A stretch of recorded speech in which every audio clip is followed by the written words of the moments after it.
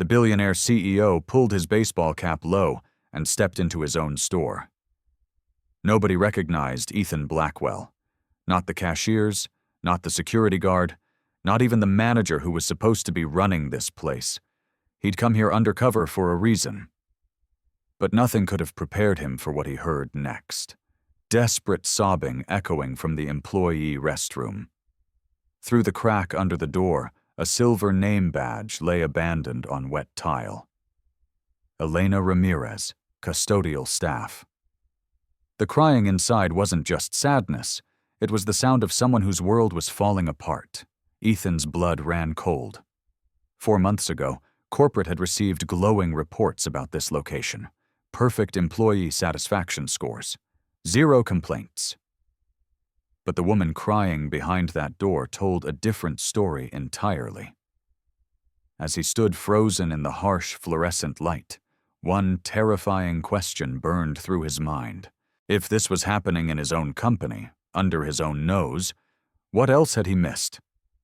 The truth he was about to uncover would be worse than anything he'd imagined, and it would force him to question everything he thought he knew about leadership, loyalty, and the real cost of looking the other way. What started as a routine visit was about to become the most important 48 hours of his career. Stay with me, because what happens next will change how you see workplace leadership forever. Ethan knocked gently on the restroom door. "Excuse me? Are you okay in there?" The sobbing stopped abruptly. He heard shuffling, then the sound of someone trying to compose themselves. I'm fine. Just give me a minute." But her voice betrayed everything. This wasn't fine. This was a woman on the edge. When Elena Ramirez finally emerged, Ethan saw a petite Latina woman in her early 40s. Her custodial uniform wrinkled, and her eyes red from crying. She quickly bent to retrieve her name badge, but her hands were shaking so badly she could barely grasp it. "I'm sorry," she whispered, not making eye contact. "I shouldn't be. I need to get back to work." Ethan studied her more closely. Elena's hands were cracked and raw from harsh cleaning chemicals. Dark circles shadowed her eyes, the kind that come from working multiple jobs and getting too little sleep. But it was something else that caught his attention. The way she flinched when footsteps approached from the main floor. "You don't look fine," Ethan said softly. "I'm Jack, by the way. Just started here today?" Elena glanced up, seeming to assess whether this stranger could be trusted. After a moment, her shoulders sagged with exhaustion. "It's just everything's falling apart," she admitted. "My daughter Isabella needs surgery. Her heart condition is getting worse, and I can't afford." She stopped herself, shaking her head. "I'm sorry, you don't need to hear this." "How long have you worked here?" Ethan asked. 4 years. Never missed a day, never been late." But lately, she gestured helplessly toward a bulletin board covered in work schedules. Ethan followed her gaze and felt his stomach drop. The schedule was a mess of crossed-out shifts, reduced hours, and handwritten changes. Elena's name appeared sporadically, sometimes 20 hours one week, 35 the next, then dropped back to 15. No consistency, no way to budget or plan. "They keep cutting my hours," Elena explained, her voice barely audible. "Mr. Hayes says it's corporate policy, but I don't understand. The store is always busy. We're always understaffed." Ethan's jaw clenched. He knew the corporate policy on scheduling, and this wasn't it. Full-time employees were guaranteed consistent hours. What he was seeing looked like deliberate manipulation. And when I asked about the health insurance that was supposed to kick in after 90 days, Elena's voice cracked. He said I wasn't eligible because my hours were too irregular. The pieces were starting to form a picture that made Ethan's blood boil, but he forced himself to stay calm, to keep playing his role. "That doesn't sound right," he said carefully. Elena looked around nervously, then leaned closer. "There are others too. Alex in electronics, Rachel in cosmetics. We're all having the same problems. But Mr. Hayes says if we don't like it, plenty of people would be happy to take our jobs. A chill ran down Ethan's spine. Derek Hayes. He remembered the name from the management roster. Regional manager. Good performance reviews. No red flags in his file, at least none that had made it to corporate. Listen, Jack, Elena continued, her voice dropping to a whisper. I need this job. My daughter, she's only 8 and without the surgery. She couldn't finish the sentence. Ethan watched as she pinned her name badge back onto her uniform with trembling fingers. That small silver rectangle represented everything to her. Her daughter's medical care, their rent, their survival, and someone was using that desperation against her. I should go, Elena said, glancing towards the main floor. My shift ends at 11, but I'm supposed to come back at 6 tomorrow morning for inventory. Mr. Hayes scheduled me for a double shift, but somehow the system only shows 8 hours of pay. As she walked away, Ethan noticed her slight limp, probably from standing on concrete floors for years without proper support. The company handbook clearly stated that employees were entitled to anti-fatigue mats and ergonomic support, another policy that apparently wasn't being followed. Ethan stood alone in the hallway, staring at that chaotic schedule board. Each crossed-out shift represented a family struggling to make ends meet. Each arbitrary hour cut meant someone choosing between groceries and gas money. He'd built Blackwell Industries on the principle that good companies take care of their people. But somewhere in the gap between boardroom policies and floor-level reality, that principle was being systematically destroyed. The question was, how deep did this go? And who else was suffering while he sat in his ivory tower, oblivious to their pain? Ethan didn't have to wait long to see the system in action. The next morning, he watched from the break room as Elena clocked in for her 6 a.m. shift. She moved carefully, favoring her left leg, but her face was determined. Whatever struggles she faced at home, she was here, ready to work. At 6:47 a.m., Derek Hayes emerged from his office. Derek was exactly what Ethan had expected. Mid-30s, overly gelled hair, and the kind of swagger that came from having just enough power to abuse it. He wore his manager badge like a weapon, and his eyes immediately found Elena mopping near the electronics section. Ramirez. Derek's voice cut across the store like a whip crack. Elena's shoulders tensed, but she continued working. Ramirez, I'm talking to you. She finally looked up, her face carefully neutral. Yes, Mr. Hayes. This floor is still dirty. What exactly have you been doing for the past hour? Ethan watched Elena's jaw tighten. The floor was spotless. He could see his reflection in the tiles, but she simply nodded. I'll go over it again. You better. And next time, maybe try actually working instead of feeling sorry for yourself. Derek's voice dripped with contempt. Speaking of which, I need to see you in my office now. Ethan felt his hands clench into fists. He forced himself to stay seated to keep observing. If he intervened now, he'd blow his cover before understanding the full scope of the problem. In Derek's office, Elena stood while Derek remained seated, a deliberate power play that made Ethan's skin crawl. Through the glass partition, he could see Elena's posture grow smaller with each word Derek spoke. Alex Kim, the electronics clerk Elena had mentioned, slipped into the break room and sat down heavily beside Ethan. Poor Elena, Alex muttered, shaking his head. 3rd time this week she's been called in there. What's he saying to her? Ethan asked. Alex glanced around nervously. Same thing he says to all of us, that we're lucky to have jobs, that people like us. He paused, seeming to choose his words carefully. That we should be grateful for whatever hours we get. People like us, you know, immigrants, single mothers, people who can't afford to quit. Alex's voice was bitter. Derek knows exactly who he can push around. Through the glass, Ethan watched Derek lean back in his chair, his body language radiating casual cruelty. Elena stood rigid, her hands clasped behind her back like a soldier enduring inspection. Then Derek did something that made Ethan's vision go red. He pulled out Elena's timesheet and began making changes with a red pen right in front of her. Ethan couldn't hear the words, but he could see Elena's face crumple as Derek slashed through her recorded hours. "He's cutting her time again," Alex whispered, probably claiming she took unauthorized breaks or something. "Last week, he docked Rachel 3 hours for excessive bathroom usage. She's pregnant." Ethan reached for his phone, his fingers finding the voice recorder app. Whatever was happening in that office, he needed evidence. Through the thin walls, Derek's voice carried clearly. "Told you before, Ramirez.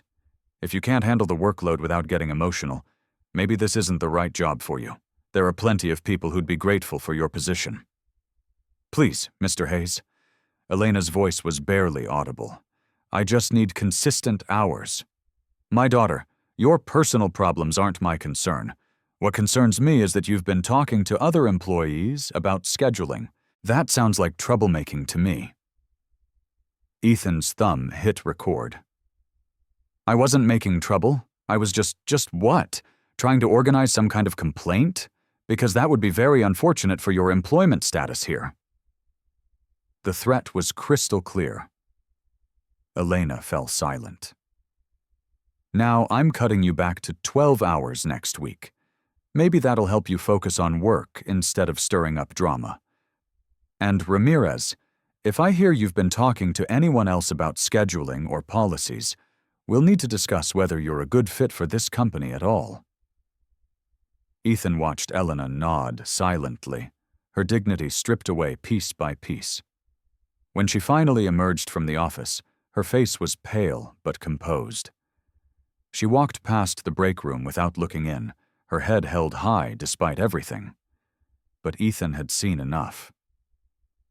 The phone in his pocket contained Derek's own words, a smoking gun that revealed the systematic abuse of power happening under Blackwell Industries' name. As Derek returned to his office, whistling casually like he hadn't just destroyed someone's week, Ethan felt something crystallize inside him. This wasn't just about Elena anymore. This was about every vulnerable employee who'd been ground down by petty tyrants like Derek Hayes. The time for observation was over. Now it was time to see just how deep this corruption went. Ethan left the store that evening with his mind racing. He drove his rental car, a modest sedan, nothing that would draw attention, back to the budget hotel where he'd been staying under his fake identity. In room 237, surrounded by corporate reports and employee files, he began planning his next move. The recording on his phone played back Derek's threats, each word like a nail in the man's professional coffin. But Ethan knew this was just the tip of the iceberg. If Derek felt comfortable enough to openly threaten employees, what was he doing when he thought nobody was watching? Ethan pulled up the store's employment records on his laptop. What he found made his stomach turn. Over the past 10 months, the store had seen a 70% turnover rate among hourly employees. The official reason listed for most departures was voluntary resignation. But Ethan could read between the lines. People didn't voluntarily leave jobs in an economy like this. They were driven out. He cross-referenced the departure dates with Derek's performance reviews. Ironically, Derek's numbers looked stellar. Labor costs down 23%, efficiency ratings up, 0 formal complaints filed with HR. On paper, Derek Hayes was a model manager. But Ethan was beginning to understand how Derek had gamed the system. Keep employees desperate and scared. Prevent them from working enough hours to qualify for benefits, and make sure anyone who might complain simply disappeared from the roster. It was elegant in its cruelty. Ethan opened a new browser window and began crafting his deeper cover story. Jack Thompson, laid-off construction worker, desperate for any job, no family to worry about, just grateful for the opportunity. The kind of employee Derek would see as perfectly exploitable. He practiced the persona in the mirror, adjusting his posture, his speech patterns, even his walk. Ethan had grown up in neighborhoods like this before his business took off. He knew how to blend in. The key was remembering rather than acting. The next morning, Ethan returned to the store in his worn jeans and second-hand work boots. He approached Derek's office with the perfect mixture of desperation and eagerness. "Excuse me, Mr. Hayes. I heard you might have some openings. I'm willing to work any shift, any hours you need." Derek looked up from his computer, his eyes immediately assessing this new potential victim. Ethan could practically see the calculations running through the man's head. Another desperate worker to manipulate experience construction mostly, but that dried up. "I need steady work. I'm not picky about the job. Cleaning, stocking, whatever. You got references?" Ethan handed over a carefully crafted resume, complete with fake references he'd arranged through contacts. "These guys will vouch for me. I show up. I work hard. I don't cause problems." Derek's smile was predatory. "I like that attitude." "Tell you what, Jack, I can start you in custodial. Night shift, $12 an hour. You'll be working with Elena, but don't let her fill your head with complaints. She's got a tendency toward drama." The casual cruelty in Derek's voice made Ethan want to reach across the desk, but he forced himself to nod eagerly. "That sounds perfect, sir. When do I start?" "Tonight, 1,000 p.m. to 6 a.m. "And Jack." Derek leaned forward. "I reward loyalty and hard work. Employees who understand how things work here do well. Employees who cause trouble don't." Ethan nodded like he understood perfectly, and he did, just not in the way Derek intended. That evening, Ethan changed into his work clothes in the store bathroom, transforming himself completely into Jack Thompson. He pinned his temporary name tag to his shirt, the plastic rectangle feeling foreign after years of expensive suits and boardroom meetings. When Elena arrived for the night shift, she looked surprised to see him. "You came back?" she said quietly.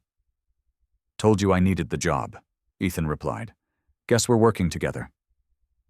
Elena studied his face, perhaps sensing something different about this new employee, but unable to place what it was. "Stick close to me tonight," she said finally. "I'll show you the ropes." "And Jack, everything I told you yesterday about being careful around Mr. Hayes, double that for the night shift. That's when he does his worst work." As the store lights dimmed and the last customers filtered out, Ethan felt the weight of what he was about to discover. Somewhere in the next 8 hours, he would learn the full extent of Derek Hayes' operation. He was no longer just observing the problem. He was about to live it. The store transformed after closing time. What had seemed like a normal retail environment during the day revealed its true nature in the fluorescent lit shadows of the night shift. Ethan followed Elena through her routine, learning the intricate choreography of overnight custodial work. But within the first hour, he began noticing things that made his blood pressure rise. "Elena, why are you cleaning the employee break room with the same supplies you use for the bathrooms?" he asked, watching her rinse a mop in a bucket that reeked of industrial disinfectant. She glanced around nervously before answering. "Mr. Hayes cut the cleaning supply budget, says we're using too much." She held up a nearly empty bottle of floor cleaner. "This has to last the whole week for the entire store." Ethan knew the corporate allocation for cleaning supplies. This store should have 10 times what he was seeing. At 11:30 p.m., Derek made his first appearance. He prowled through the aisles like a predator, his footsteps echoing in the empty store. When he found Elena restocking paper towels in the customer restrooms, his voice cut through the silence. "Ramirez, you're moving too slow. At this rate, you'll be here until morning. I'm working as fast as I can, Mr. Hayes. Not fast enough. I'm docking 30 minutes from your timesheet for inefficiency."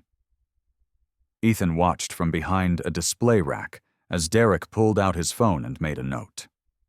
30 minutes, $6 stolen right in front of his eyes. But it got worse. At 1:15 a.m., Derek returned with a clipboard. "Ramirez Thompson, come here." They gathered in the main aisle as Derek consulted his notes. "Corporate's been asking questions about our labor costs. Starting next week, we're implementing some efficiency measures."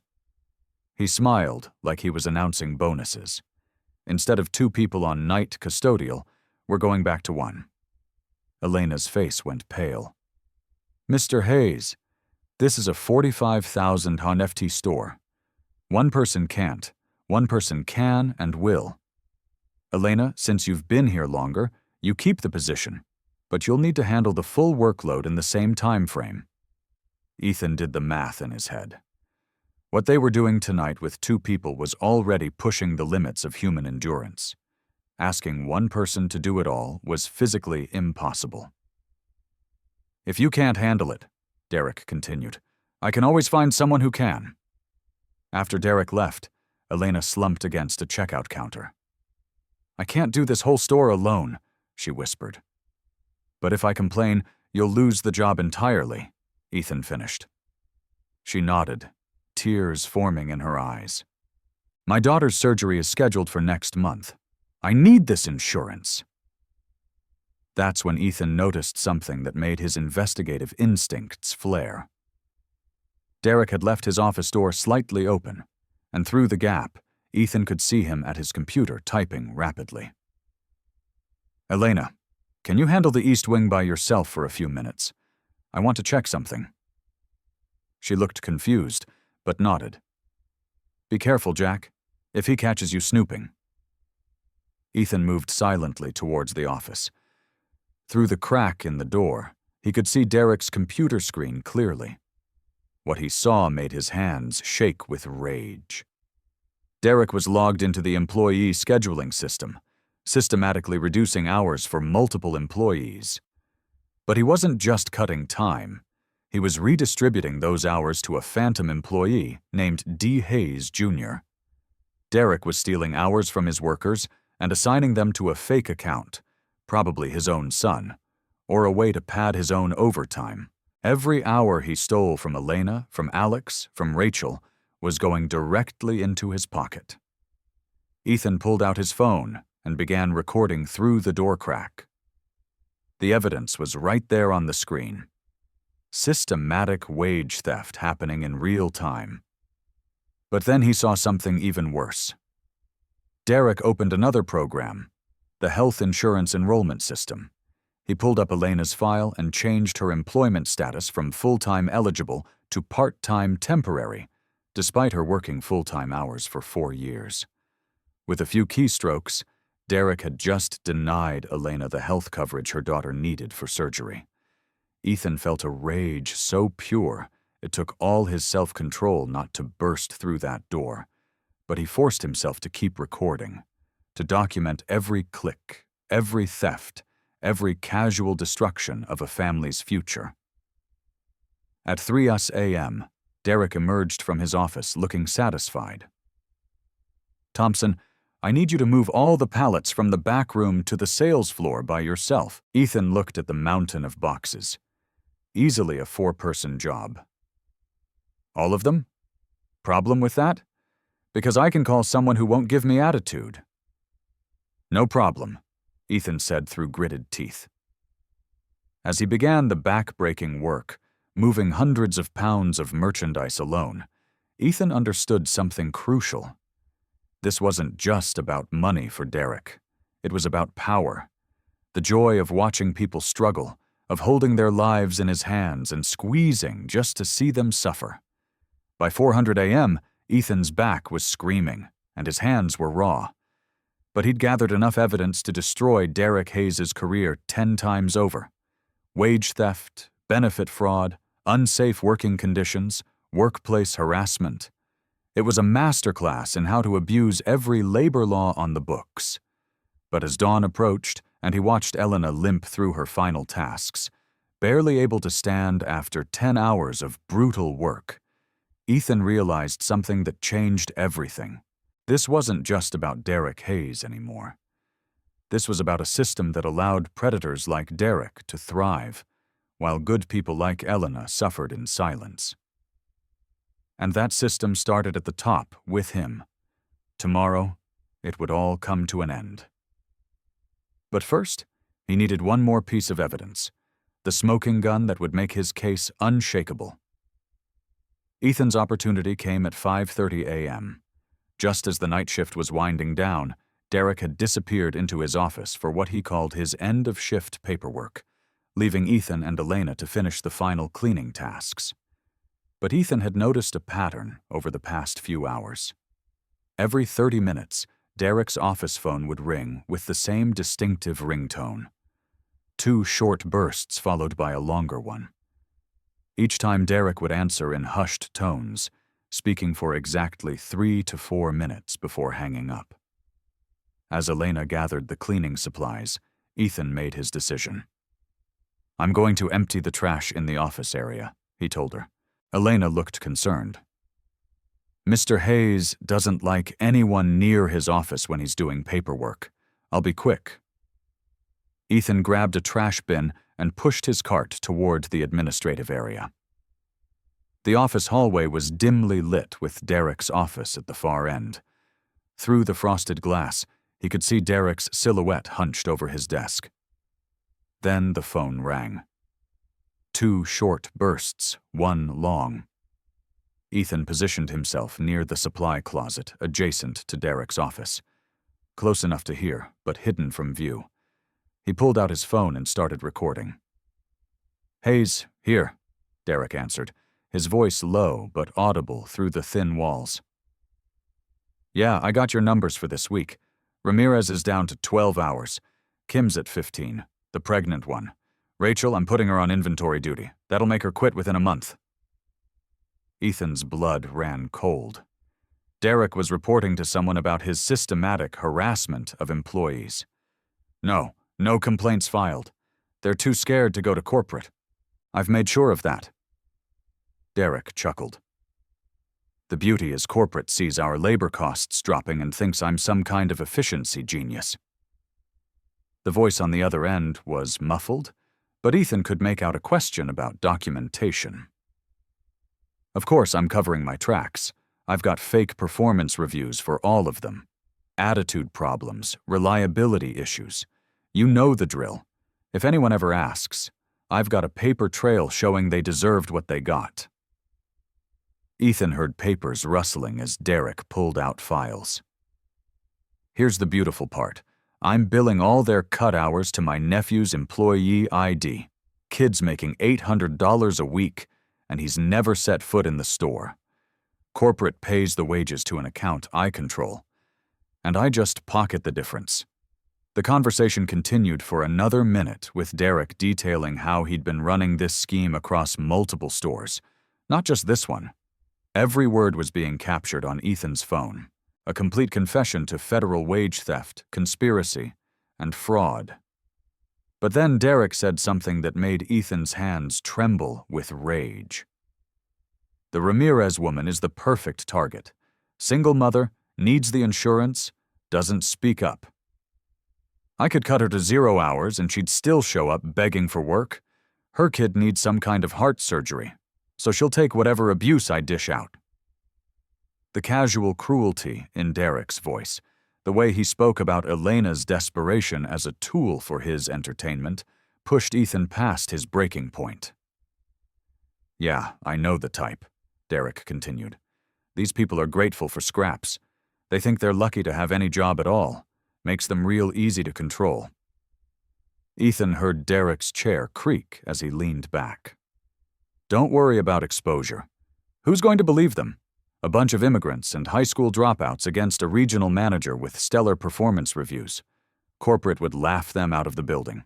The call ended with Derek scheduling another check-in for the following week. As Ethan heard the phone click into its cradle, he realized he'd just recorded a complete confession, not just to the crimes Derek was committing, but to his entire philosophy of exploitation. Ethan quickly backed away from the office, his heart pounding. He had everything he needed. The recorded calls, the computer screen footage of Derek manipulating timesheets, photographic evidence of unsafe working conditions, and now this. Derek's own words proving premeditated systematic abuse of vulnerable employees. As he rejoined Elena for the final cleaning tasks, Ethan noticed she was moving even more slowly than usual. Her face was pale, and she kept pressing her hand to her chest. "Elena, are you okay?" "Just tired," she said. But Ethan could see it was more than that. The stress, the physical demands, the constant fear, it was literally killing her. "When was the last time you saw a doctor?" Elena laughed bitterly. "Doctors cost money. My insurance doesn't kick in until I work full-time for 90 days straight. But Mr. Hayes makes sure that never happens." Ethan watched her struggle to lift a bag of trash that weighed less than $30. This woman was working herself to death for a man who saw her suffering as entertainment. At 6 a.m. sharp, Derek emerged from his office with a stack of paperwork and a satisfied smile. "Good work tonight, people. Ramirez, make sure you're here at 2 p.m. for inventory. Thompson, I might have some more shifts for you if you keep this up." As Derek walked away, whistling tunelessly, Ethan felt the weight of the evidence on his phone. Tomorrow morning, he would end Derek Hayes' reign of terror. But tonight, he had to watch Elena hobble to her car, knowing she'd be back in 8 hours to face it all again. The smoking gun was loaded. Now it was time to fire. Ethan didn't sleep that night. He spent the early morning hours in his hotel room organizing evidence and making phone calls. By 8 a.m., he had assembled a comprehensive file of Derek Hayes' crimes, complete with recorded confessions, photographic evidence, and financial documentation. But he wasn't just preparing a case, he was preparing for war. At 1:45 p.m., Ethan returned to the store as Jack Thompson one last time. He found Elena in the break room trying to force down a peanut butter sandwich despite obvious nausea. "You sure you're okay?" he asked, genuinely concerned. "Just need to get through today," she whispered. "Isabella's surgery got moved up to next week. I can't afford to miss any more hours." Ethan felt his resolve crystallize. This ended today. At 2 p.m. sharp, Derek gathered the afternoon shift for mandatory inventory training. About 15 employees stood in a semicircle near customer service, including Elena, Alex, Rachel, who was now visibly pregnant, and several others Ethan recognized as victims of Derek's systematic abuse. "All right, people, listen up," Derek announced, his voice carrying the authority of someone who enjoyed wielding power over others. "Corporates breathing down our necks about inventory accuracy, so we're implementing some new procedures." He pulled out a clipboard thick with forms. "From now on, any discrepancies come out of the responsible employee's paycheck. Lost merchandise, miscounts, damaged goods, it all gets deducted from your wages." Ethan saw several employees exchange worried glances. This was illegal under federal labor law, and Derek knew it. "I know some of you might think this is unfair," Derek continued, his eyes finding Elena in the crowd. "But maybe if certain people paid more attention to their work instead of worrying about personal problems, we wouldn't need these measures." The direct attack on Elena was the final straw. Ethan stepped forward from the back of the group. "Actually, Derek, I think there's something unfair here, but it's not what you think." Derek's eyes narrowed. "Thompson, you got something to say?" "Yeah, I do." Ethan reached into his pocket and pulled out his phone. "I've got quite a lot to say, actually." The first recording began to play. Derek's voice crystal clear, boasting about cutting employees' hours and pocketing the difference. The effect was electric. Every employee in the circle turned to stare at Derek, whose face had gone from smug confidence to pale shock in seconds. "What the hell is this?" Derek sputtered. "This is you last night at 5:30 a.m., explaining to your accomplice how you've been stealing wages and manipulating schedules." Ethan's voice was calm, controlled, but every word hit like a hammer blow. The recording continued. The Ramirez woman is the perfect target. Single mother, needs the insurance, doesn't speak up. Elena's hand flew to her mouth. Around the circle, other employees began to murmur, anger building in their voices. "You recorded me illegally," Derek shouted, but his bluster couldn't hide the panic in his eyes. "Actually, Illinois is a one-party consent state, perfectly legal." Ethan stepped closer to Derek, and for the first time let his real authority show through. But wage theft, benefit fraud, conspiracy to defraud, those are federal crimes. Derek's eyes darted around the circle of employees, all of whom were now looking at him with undisguised hatred. "You don't know who you're messing with, Thompson. I'll have you arrested for what?" "Exposing the truth." Ethan reached into his other pocket and pulled out something that made Derek's blood drain from his face entirely. A gold badge, CEO Blackwell Industries. The silence that followed was deafening. Ethan could hear the hum of the fluorescent lights, the distant sound of shopping carts, the sharp intake of breath from 15 employees who suddenly understood what they were witnessing. "My name isn't Jack Thompson," Ethan said, his voice carrying across the store. "I'm Ethan Blackwell. I own this company, and you, Derek Hayes, are finished." The explosion of reactions was immediate. Gasps, whispers, a few employees stepping back in shock. But Ethan kept his eyes locked on Derek, whose face had cycled through shock, fear, and was now settling into desperate anger. "You can't do this," Derek screamed. "I've got rights. I've got a contract." "You had a contract," Ethan corrected, "but fraud voids all employment agreements. Security. 2 Blackwell Industries security officers, who had been positioned outside since 9 a.m., entered the store and approached Derek. "Derek Hayes, you're terminated effective immediately. You're also under investigation for wage theft, benefit fraud, and conspiracy. These officers will escort you from the premises." As security moved toward Derek, he made one last desperate play. "You can't prove anything. It's their word against mine." He pointed at the employees. "Who's going to believe a bunch of careful?" Ethan's voice cut like ice. "I've got your own recorded confession. I've got computer logs showing every illegal transaction. I've got photographic evidence of every violation." He stepped closer to Derek, his voice dropping to barely above a whisper. "And I've got something else, Derek. I've got power, real power, the kind you've been pretending to have." Derek's shoulders sagged as the security officers reached him. "This isn't over," he muttered. "Yes, it is." Ethan turned to address the gathered employees. "And for all of you, it's just beginning." As Derek was escorted from the store, past customers who stopped to stare, past checkout lanes he'd terrorized employees in, past the office where he'd orchestrated months of systematic abuse, Ethan felt a satisfaction deeper than any business deal he'd ever closed. But the real work was just starting. The silence after Derek's departure was deafening. 15 employees stood in a circle, staring at their actual CEO, trying to process what had just happened. Ethan could see confusion, relief, and weariness battling across their faces. Elena was the first to speak, her voice barely a whisper. You're really the owner." "I am, and I owe all of you an apology." Ethan looked each employee in the eye. "I built this company on the principle that we take care of our people, but I failed you. I got so focused on boardroom numbers that I lost sight of what was happening on the ground."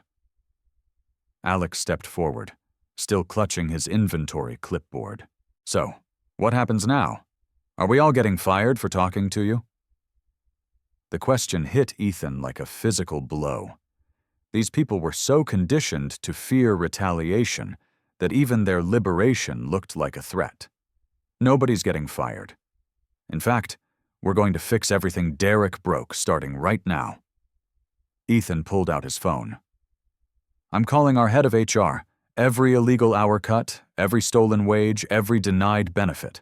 We're going to make it right." Within 20 minutes, Victoria Lee, Blackwell Industries' chief human resources officer arrived with a team of 3 specialists and a stack of laptops. Ethan had worked with Victoria for 8 years, and she was one of the few executives he trusted completely. Victoria, I need you to conduct emergency audits on every employee file Derek Hayes has touched in the past year. Full wage restoration, immediate benefit enrollment for anyone who's been illegally denied coverage. Victoria's team spread out across the break room, setting up a temporary processing center. Elena Ramirez, Victoria called out, consulting her tablet. You've been here 4 years, correct? Elena nodded nervously, still not quite believing this was real.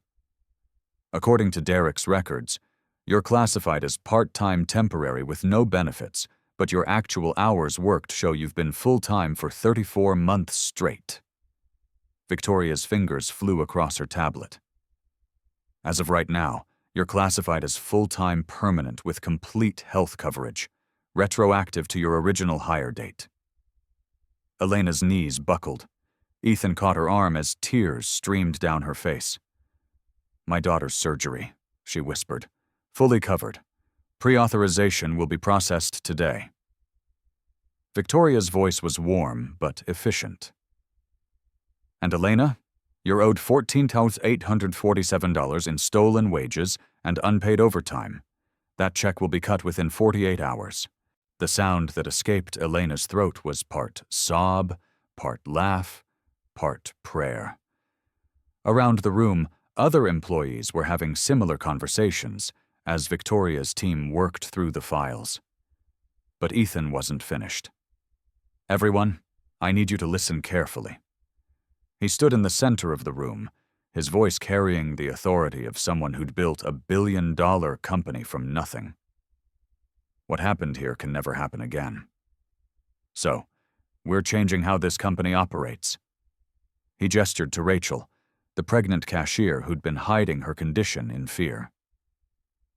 Rachel, how far along are you?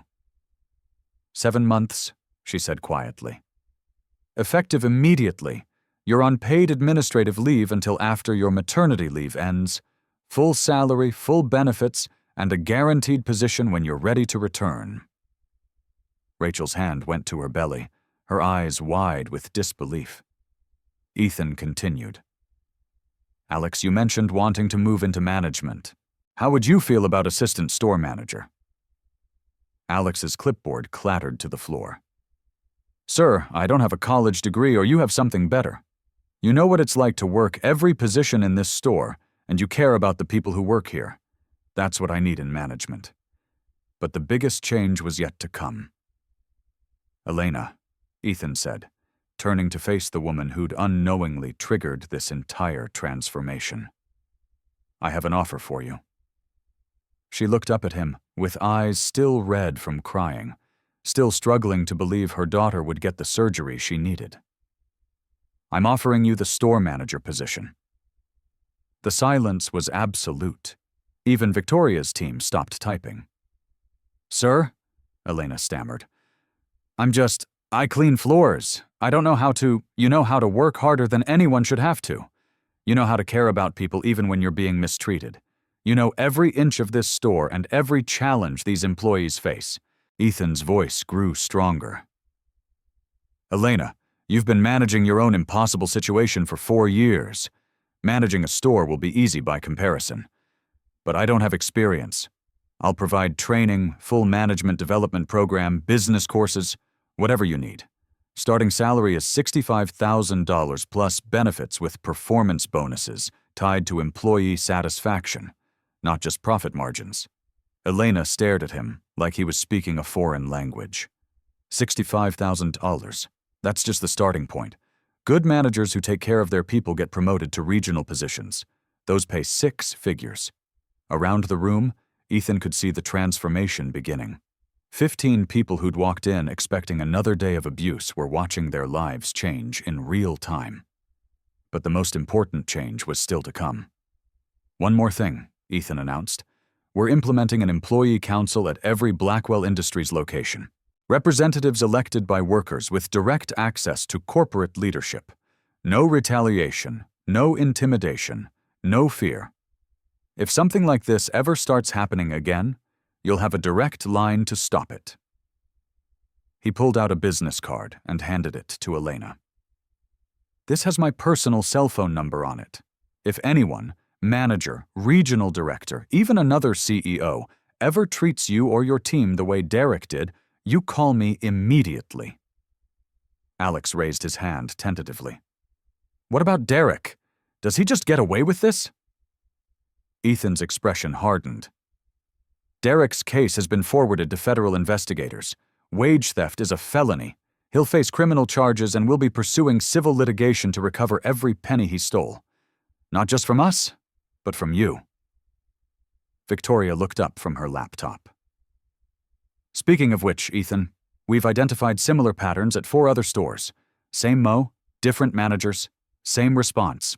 Full investigations, complete restitution, and anyone involved gets prosecuted to the fullest extent of the law." Ethan's voice carried the weight of absolute commitment. "We're not just fixing this store, we're fixing the entire company." As the afternoon wore on, Ethan watched 15 demoralized employees transform into something he'd never seen before. A real team. People who'd been isolated by fear were now talking to each other, sharing stories, discovering they weren't alone. Elena stood in the center of it all, still wearing her custodial uniform, but now carrying herself differently. The woman who'd been crying in a bathroom that morning was gone, replaced by someone who was beginning to understand her own worth. "Thank you," she said to Ethan, her voice steady for the first time since he'd met her. "Not just for the job or the money, for seeing us as people." Ethan felt a tightness in his chest. "Thank you for reminding me what leadership actually means." As the sun set over Chicago, Blackwell's department store looked the same from the outside. But inside, everything had changed, and tomorrow the real work would begin. 4 weeks later, Ethan returned to the store for what he'd privately started calling his reality check visits.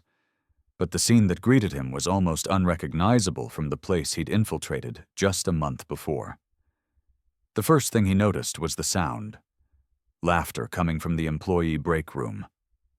Real laughter, not the nervous kind people make when they're afraid their boss might be listening.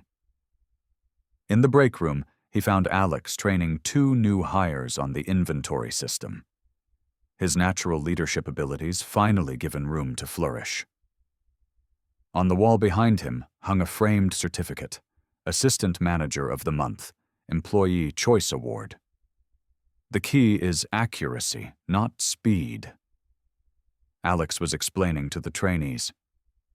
"We'd rather you take your time and get it right than rush and make mistakes. Nobody's going to yell at you for being thorough." Ethan smiled at the indirect reference to the old regime. Under Derek, employees had been terrorized into rushing through tasks, leading to errors that became excuses for further punishment. Near the customer service desk, Rachel was helping a customer process a return. At 8 months pregnant, she was glowing with the confidence of someone who knew her job was secure, regardless of her condition. The maternity leave policy Ethan had implemented store-wide had already been adopted by 3 major competitors. A ripple effect he hadn't anticipated, but deeply appreciated. But it was Elena who represented the most dramatic transformation. Ethan found her in the store office, bent over a laptop, with the focused intensity of someone mastering new skills.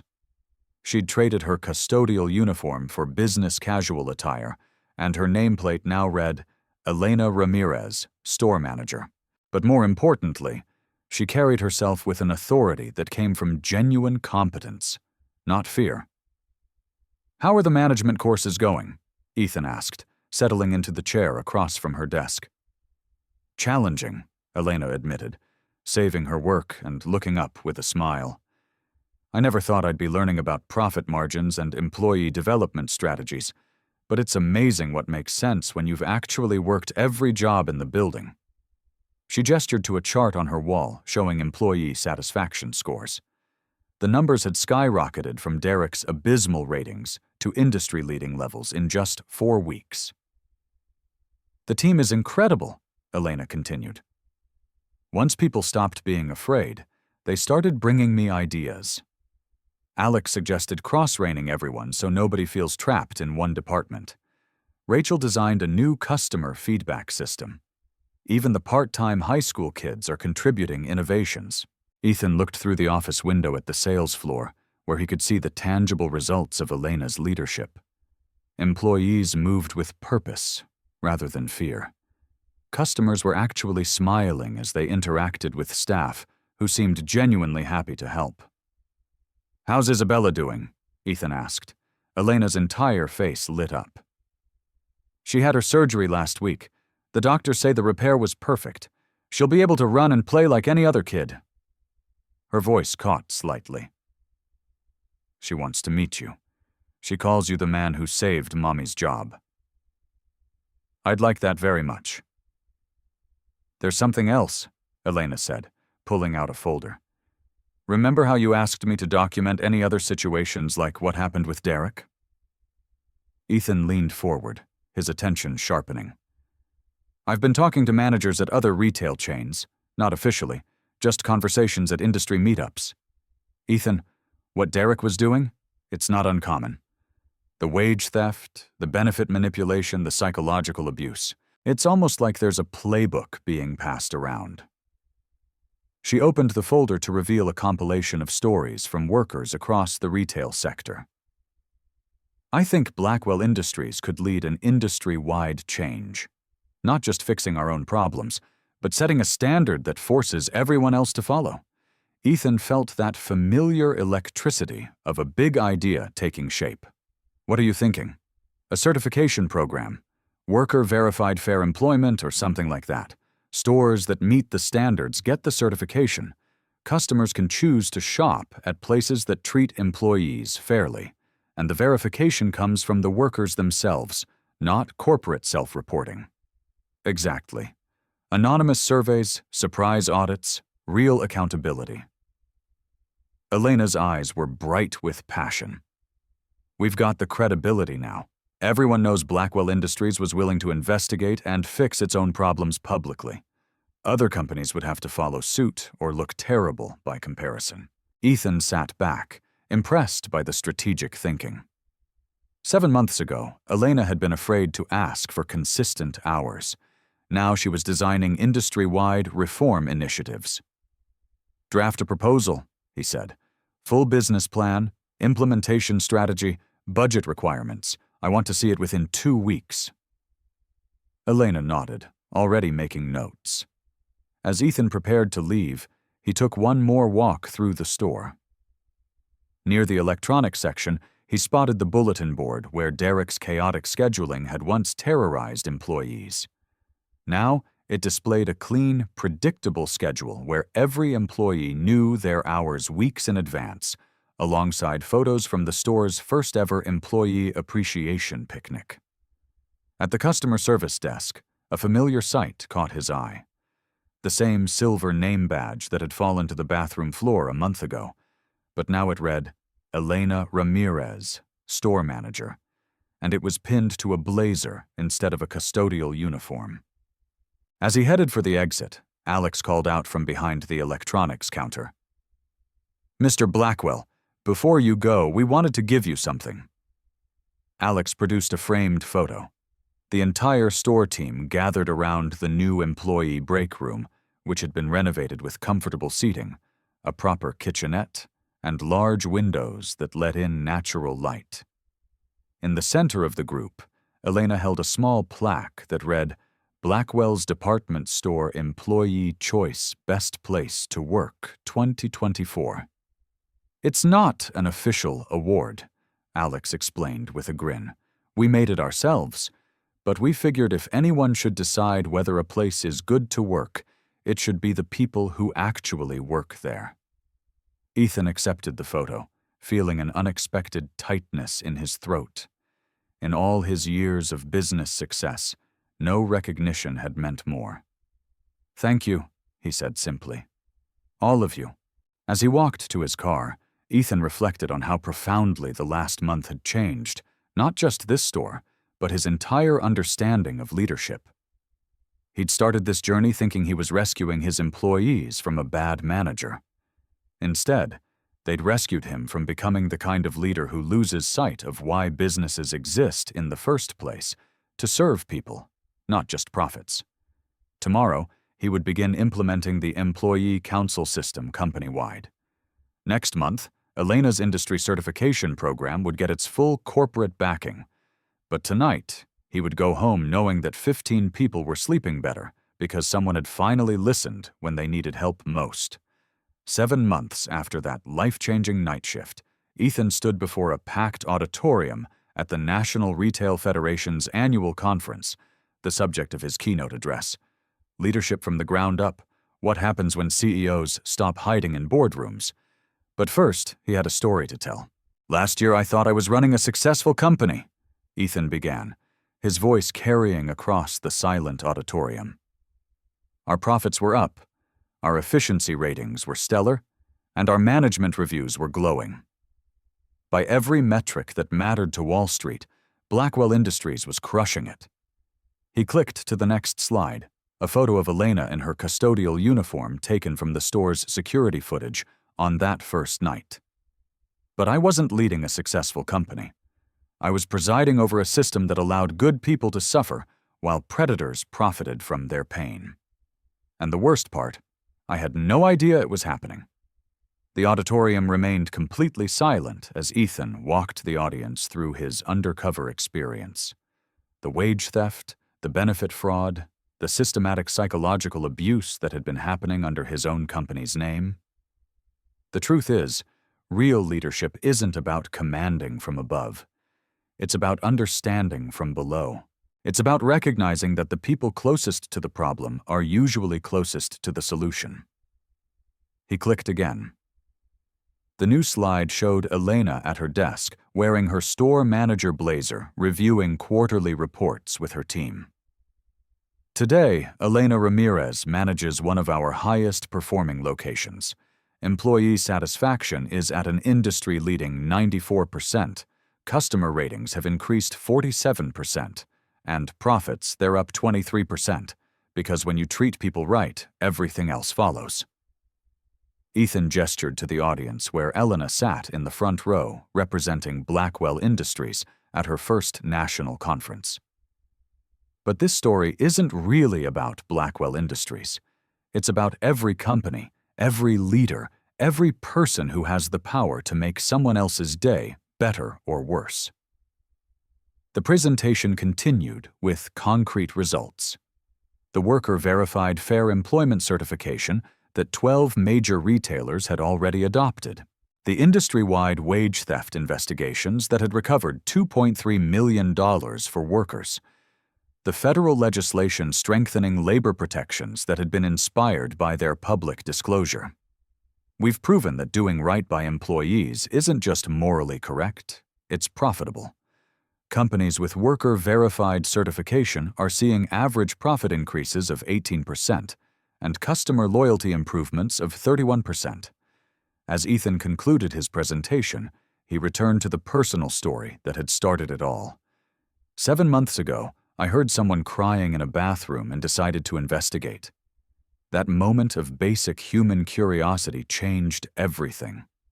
Not just for Elena, not just for Blackwell Industries, but for thousands of workers across the industry. He paused, looking directly into the cameras that were broadcasting this keynote live. So, here's my challenge to every leader watching this. When was the last time you really listened to the people who work for you? Not in a scripted meeting or a sanitized survey, but really listened. When did you last see your workplace through the eyes of someone who can't afford to lose their job? Ethan stepped closer to the edge of the stage. Real leadership means lifting others up, especially when nobody's watching. It means using your power to protect people, not profit from their vulnerability. And it means having the courage to admit when your systems are broken and the determination to fix them. The final slide appeared. A photo of the Blackwell Industries Employee Council meeting with representatives from all 47 stores gathered around a table as equals. The person crying in that bathroom could be in your company right now. The question is, will you hear them? And more importantly, will you act? As applause thundered through the auditorium, Ethan felt the same satisfaction he'd experienced that night when Derek Hayes was escorted from the store. But deeper than satisfaction was something else. Purpose. After the presentation, as Ethan signed copies of the case study that Harvard Business School had written about the Blackwell transformation, a young executive approached him. "Mr. Blackwell, I think we might have some issues at our company that are similar to what you found. Where do I start?" Ethan handed him Elena's business card. "Start by listening. Really listening. And when you hear something you don't like, don't rationalize it away. Fix it." Later that evening, Ethan called the store to check in with Elena, a ritual that had become part of his weekly routine. "How's Isabella doing?" he asked. "Perfect. Her cardiologist says her heart is stronger than most kids her age. She's been asking when she can visit the store again. She wants to see Mama's office. Bring her by anytime. I'd love to meet the little girl who helped save our company." "Ethan." Elena's voice grew serious. "I got a call today from a custodial worker at Henderson Retail. She'd seen the news coverage and wanted to know if our employee council model could work at other companies. What did you tell her?" "I told her to document everything, find allies among her coworkers, and that we'd help her build a case if she needed it. Was that okay?" Ethan smiled. "That was perfect. You're thinking like a real leader now." After hanging up, Ethan stood at his office window, looking out at the Chicago skyline. Somewhere out there, in retail stores and restaurants and warehouses, there were probably other Elenas. Good people trapped in bad situations, waiting for someone with power to notice their pain. But now there were also other Ethan Blackwells, leaders who'd heard this story, and decided to look more closely at their own companies, their own responsibilities. Change was spreading one workplace at a time, and it had all started with someone brave enough to knock on a bathroom door and ask a simple question. "Are you okay?" The truth had been worse than anyone imagined. But the solution had been simpler than anyone expected. Treat people like human beings, and everything else falls into place. If you've ever witnessed injustice in your workplace, or if you're in a position to make change happen, share this story, because the person crying in the bathroom might be closer than you think, and they're counting on someone like you to care enough to act.